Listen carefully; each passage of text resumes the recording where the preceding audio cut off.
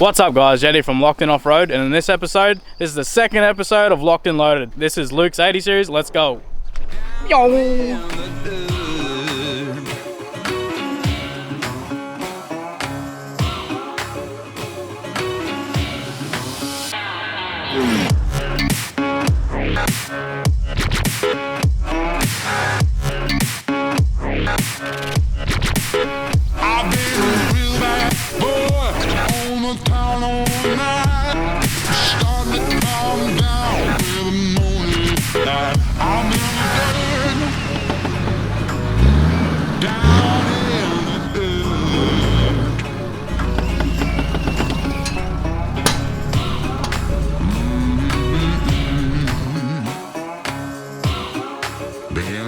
Alright, so this is Sheppo, and this is his 80 series currently.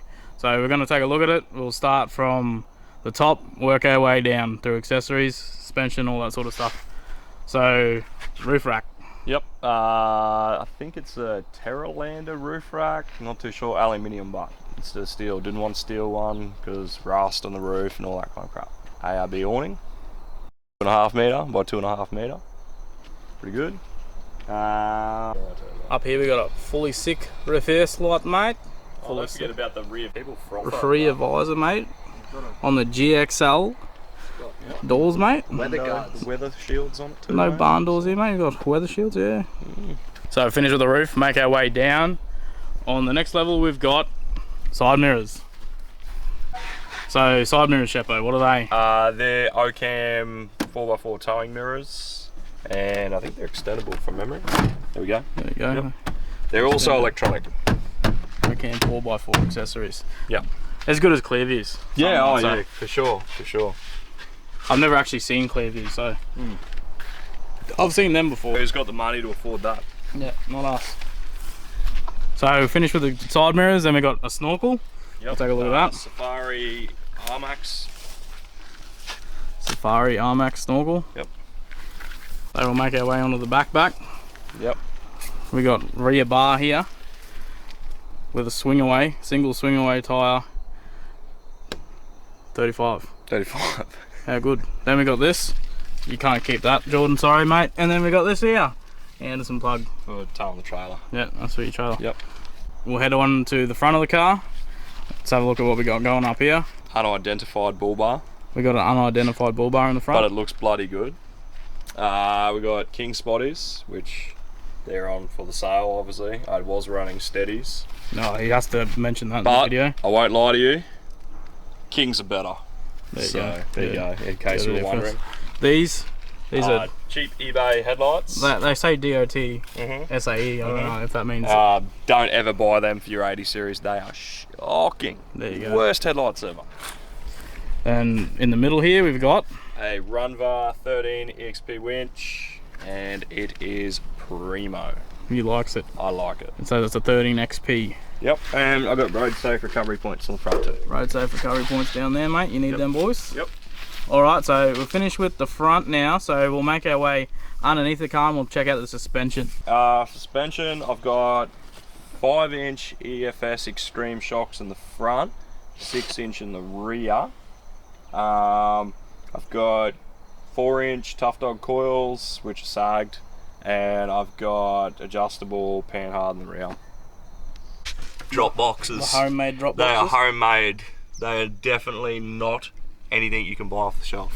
I believe they moved the diff forward a bit too, so. Oh yeah, that's right, yeah. So you can see there's a bit gap there, so that gives you better approach angles, I believe. Yep, just been pushed forward. It's very custom. Then we've got a RTC by the looks of it there. Yep. We've got a returner center damper. What's that? Tough Dog suspension arms. The other thing it's got too is extended sway bar mounts front and rear. So that's about it. Oh, and I almost forgot. It also has extended bump stops in the rear, PSRs. Wheels and tyres. Wheels and tyres, I'm running 315 75 16-inch Hankook Dynapro MT3s, and I'm running CSA Raptor alloy rims. They are my favourite addition. So we've got some rock sliders here by the looks of that. Yeah, mate, they're my favourite addition to this truck. This factory Toyota alloy side steps, not damaged at all.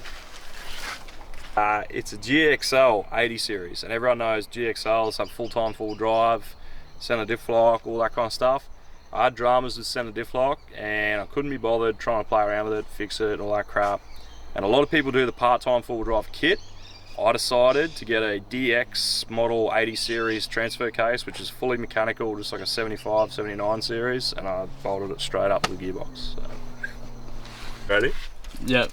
So we're gonna make our way into the cockpit. That's factory. Oh. Oh. Should we get a shot of that from the other side? Yeah. So shall I do it again? Yes, please. Ready?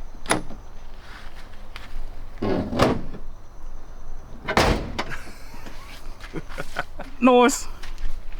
Alright, so we'll make our way to the interior, and Sheppo's going to meet us over the other side, and we'll see what's going on in here. Welcome to my office. Welcome to his office. So interior, what you got? Super cheap auto gauges in a pillar pod. I've got a King's Speedo because Speedo don't work. I have Kenwood Android Auto head unit, GME radio, Red Arc brake controller. I have Red Arc jump start button for the dual battery solenoid. Rear air compressor dual. I got front rear air lockers ARB. Outlets to charge your phone. I have a Waco CDF11. I have front XR6 seats, and I have got you covered canvas seat covers. Custom embroidered with the best thing in the world. I have Sand Grabber 3D floor mats. Yes, he does. You got them front and rear, don't you? Yep, front and rear. Front and rear. So we'll make our way onto the back seat. But unfortunately, he hasn't had many Sheilas back here. Look at that smile, mate. He reckons he has. Nah. He begs to differ. No, only one Sheila for me, mate. So on the back here, same thing. Same canvas seat covers from the front, and then 3D floor mats, and you can see the back of the fridge. 12-volt charger, and that's about it. Are you taking that off, or are you going to leave that I'm there? taking it off. Oh, he's taking it, mate. Jordan can't up. You got custom LED. Oh, yep, roof interior lights, mate. Yep. And we don't want to forget that either. That's your fuel. Look at that, mate, bright. So then we got a dual fuel and an altimeter to make sure that you know how high you are in the 80. Just because you need to know that when you're in an 80 series, it's very important. Yep. And we'll go to the inside of the back. Got my MSA drop down 60 litre fridge slide, my 60 litre Ingle, and I have some outlets. I have wings that I've stored all my spare parts in, like CVs and axles and stuff, and wheel bearings. It's pretty big time. Pretty deep drawers, they're really good, homemade. I got a Alpine subwoofer, and I have a water jerry can with a little gravity feed tap on it, which you can probably do. You can pull it out and show them the water coming out, mate. We'll show the water coming out, shall we? Oh, watch out, shit, the squirter. Look at that, mate. I don't want to use it all. Jordan might want to fill that up again. Yep. And then I have a little bracket I made up top just to hold a camp table that stores in there above the fridge cage that I made. Yeah, good stuff. Oh, and little lights. Mate, he's got lights on a switch in the back here. Yeah. Good for camping. Not bad. And you got your outlet there. Yeah, sorry. From the outlet. And I got a 6-inch kicker speaker in the back. Yes. And I have 4-inch kickers all around in the factory locations, in the factory spots, so it all looks factory. There you go, mate. There you go. Alright, so now we're done with the back. We're going to make our way into everyone's favourite area of the car, the engine bay.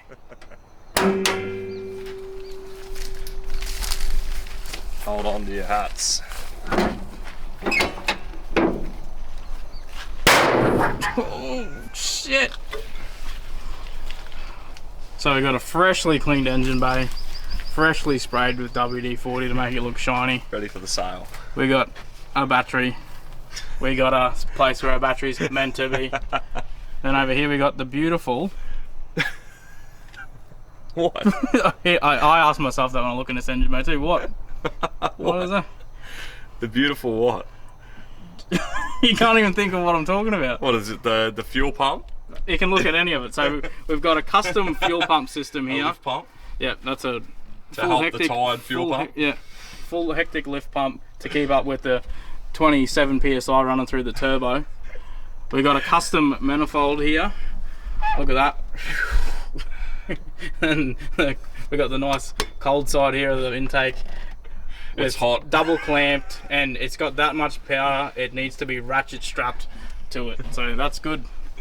That's what you do with a 1HZ with 900,000 kilometers on it. Yep. Run some turbo through it. Yep. Loves it. It loves it. It's unstoppable. So this 80 series is a 1HZ. 1HZ 1990 HZJ80. Yeah, yeah. Yeah, it's a 1HZ with a DTS turbo kit on it. 3-inch exhaust straight through. It's got brand new alternator, brand new starter motor, aircon's been regassed and had a few new lines that we'll put through it. It's got 3-inch intercooler piping going to the intercooler, and brand new master, brand new slave, brand new clutch, brand new gearbox, brand new transfer case, brand new diffs. It's basically a whole new car, I like it, except for the motor, which I could start up Yeah. for you and show you like it's how good it You're is. probably going to have to do that at some Okay, point. alright. Bit of turnkey action here. Turnkey Cape Ready, some sort. No. Not even. No, not even.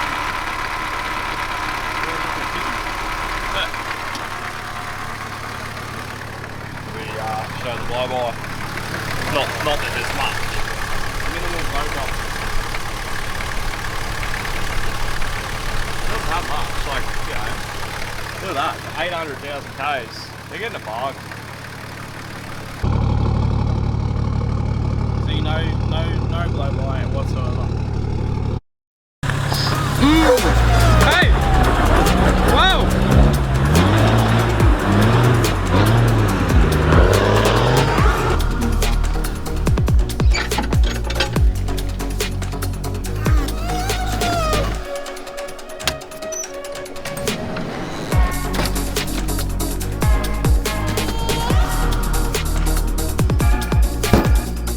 Alright, Sheppo, so what's the best mod you've done on this car?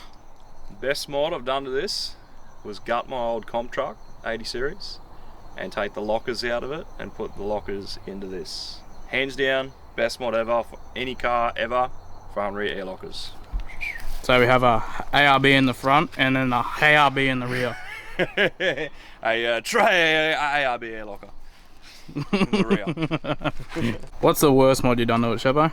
The worst mod I've done to it was, I think, I haven't done it yet, but I'm about to, is change ownership.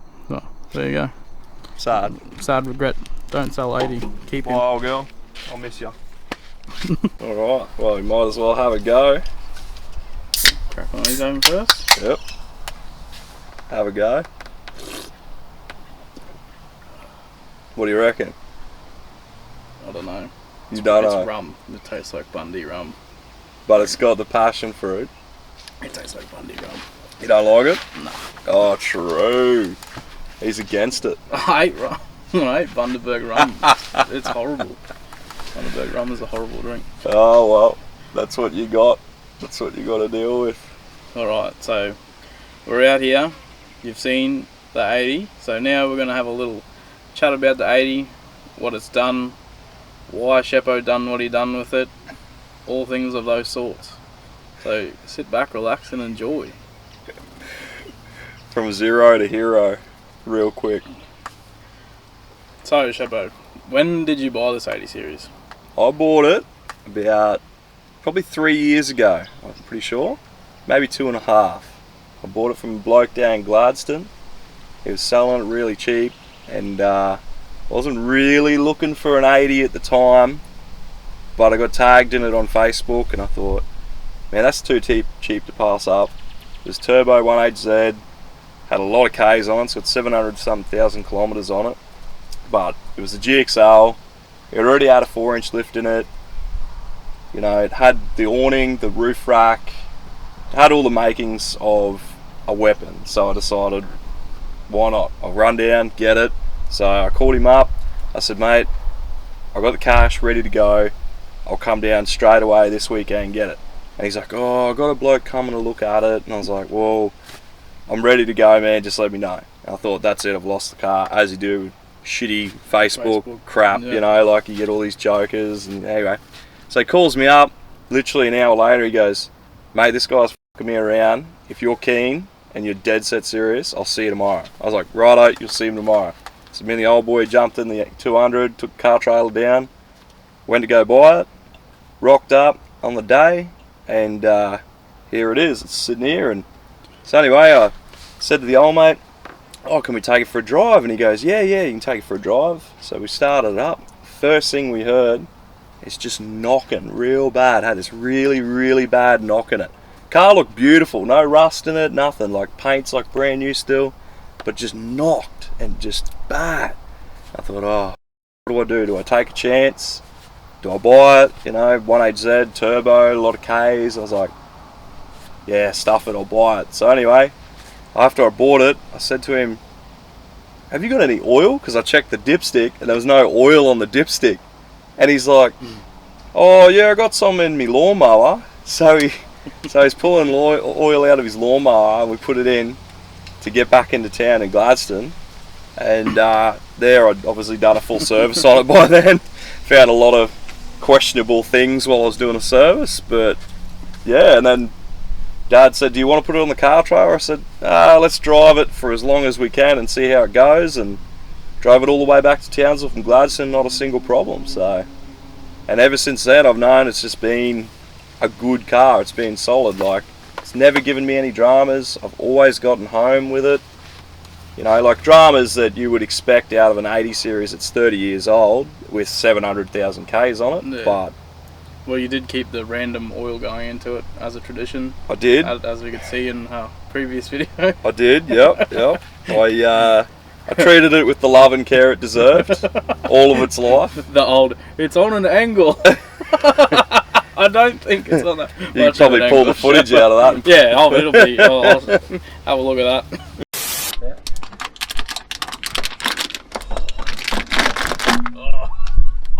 There's the buffalo. This is actually multi-purpose. So what's this actually for? I was washing it off first. It's a great deal, that dude. Shake it. Oh.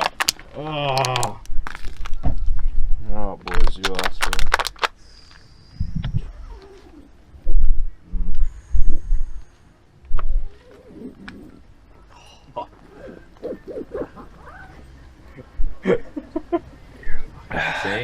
What a weapon.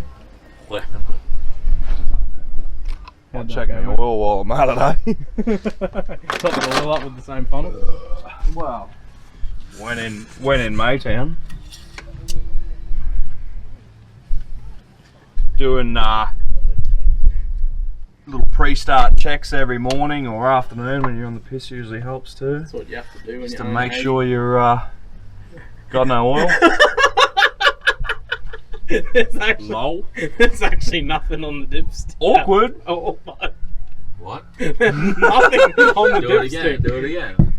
There's literally nothing on that, bro. Push it all the way in. It is. I don't believe ya. You think he's tricking us? Oh, bro. Hope you got spare oil, eh? Nah, I think we do. I fucking hope we do. Just spare oil. You don't need a new engine. Good thing I did a fucking snorkel. But we are on an angle too. That's fuck all, but We're on an angle. Yeah, I know it's fuck all, but Yeah, big tilt, bud. we'll check it in the morning. Might come back overnight.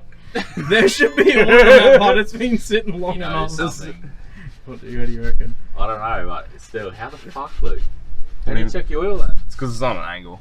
Nah, It fuck is. all, bud. It's Bro. fuck all of an angle, man. It is. How trust small me. is your sump like this Really? big?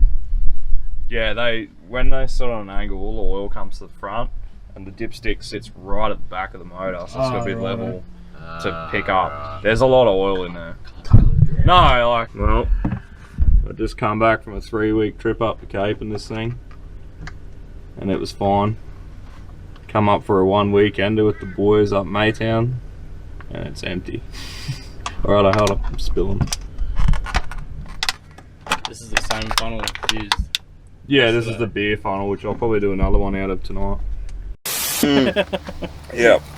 It's been a freak of a car, and unfortunately, it saddens me to say it's time for it to go to its new owner, a mate of mine, which will definitely probably give it not the love it deserves. Yeah, I noticed you didn't say how much you did pay for it on Facebook. That was 3 years ago. What's changed since then? Oh, a lot. COVID. Yeah, tax. COVID tax, yeah. Toyota tax. Toyota tax has always been a thing, but this thing escaped the Toyota tax at its time, so hence why I bought it straight away. This video will come out after he's bought it. So. Yeah, I know. I definitely don't want to say how much I paid for it, just for his sake as well. But where have you been in the 80s? Righto. So, I've been up Cape York in it, towing our camper trailer. I've been up to Maytown in it, towing nothing. Actually, I didn't tow the camper trailer up to Maytown. And done a trip down to Toowoomba in it to retrieve the Suzuki with the car trailer. And we've just done some local tracks, really, nothing full on, just Charters Towers, all the local beaches and that. Haven't really been too much further in it. I mean, I could, but there comes a point where the missus doesn't enjoy sitting on the side of the road while you swing spanners, fixing all the little things that go wrong with an 80 series. So I guess that's probably one of the reasons I'm selling it too. So, next question we'll ask, what's your favourite trip you've done in the 80 series? Favourite trip, in terms of the trip, Cape York, hands down. Because it's an iconic trip, did it with the old boy in his 80, hands down favourite trip. But the favourite trip with the car in general, Jimmy will know about this one, we went to a place called Big Bend in Charters Towers. We camped there for a couple of days over Australia Day. And that was that the Townsville floods happened? Yeah. I think. Yeah. Or was, no, I don't. Yeah, it was. 2020. Yeah, it was. I think. Yeah. The Townsville floods, and we were camping in Big Bend. And we were down in the river, and we had the Jackaroo, and we had the 80, and we parked down in the river and swimming, drinking, had the awning out, and just chilling out. And I remember watching like all this foam coming down the creek and washing down, and I remember watching the watermark come up on the wheels to like just below the hubs. And I said to Jimmy, I said, "Oh, it's bloody high tide out here, mate. Tide's coming in." And we didn't think much of it. Anyway, and then after about another hour, pretty much all the wheels were underwater and we're up the side steps. And I said, "We might have to move, Jimmy. I think this creek's starting to flood a bit." So we moved and put a rock down and had the camper trailer and everything. We were packing everything up. And within probably half an hour after we got out of the creek and we started packing everything up, that rock we put was underwater. And I said, "Jimmy, we need to get out of here right now, otherwise we're going to get swept down this creek." So after that point, 10 minutes later, I reckon that creek probably come up about, probably 6-7 metres, eh? Yeah, we moved 3 times that night to higher ground. And so anyway, we were camping there that night, and it was miserable, hence the worst trip. But the next day, after it rained and stormed all night, we went to leave, and we'd come down to the last creek we had to cross, and that had actually started flowing from the Burdekin through that creek as well, and was tit deep. Yeah. And flowing pretty quick. Good 1.5 metres deep. And we had everyone lined up that was camping at Big Ben, umming and ahhing about whether they were going to do it or not. And we're like, well, just get out of our road. Let's just do it. Let's just do it. So we decided we were going to cross this creek. And at that time, this was the first trip I'd ever actually done in the 80. It still had WA number plates on it and everything. It still had 33s on it. It was the first time I saw it. Yeah, it didn't have lockers. It was just bog stock pretty much. So we crossed this creek. And first, my mate Zane went through in his patrol and he just made it. It was all good. And I thought, righto, now or never. So I had the camper trailer on the back and we crossed across. And as we're crossing it, camper trailer started floating and started jackknifing and floating down the creek. And I remember just watching the bank slowly moving as the whole 80 was floating. We were floating down the creek. And then right at the last minute, it just grabbed traction and pulled up out of the creek. And I thought, fuck, here we go. So anyway, we got out of the creek, and there was a little bit of water in the car, not much. It's surprising, I don't know how. Seals work 30 years later, it's all good. But we got out and I opened the engine bay up, and she was running a bit rough, and opened the airbox up, and it's full of bloody water. Had a giant hole in the airbox. You know, I didn't know because I'd obviously never checked, so it was just sucking in water, but it didn't blow her up, just pumped the water out the exhaust. So whether that was a low compression thing or... if there's no compression in the cylinders, it's not an issue. As far as I'm concerned, you can't kill it, mate. You can't kill it. Runs on water, runs on diesel. Just like a petrol, It's hydrogen powered as far as I'm concerned. But yeah, and then like 2 seconds later, like after we'd gotten through and Jimmy tried to cross in the big jackaroo without a snorkel and sunk it and everything, we pulled all these spark plugs out and we're cranking it over. I heard this snap, and I was like, what's that? And everyone's like, oh, that's your winch. My winch locked on, and I had it tied up around my bull bar, and it had just snapped a spotlight, and I'm running, I'm jumping. I've never run so quick in my life, and luckily I had an isolator on the engine bay, so I flicked that on. We've had a lot of good fun with winches, including me. There's a reason you made sure there was an isolator on it. Yeah, I've had a lot of dramas with winches locking on. Past experiences. You've always had dramas with winches. I've always had winch problems that include locking on and killing everyone. Yeah, future. So you're getting rid of this. One of our mates is buying it, so it's not out of the family. No. I'll buy it off him. And then hopefully once he's done with it and had a great time, this fella beside me will buy it off him and then bring it back to life.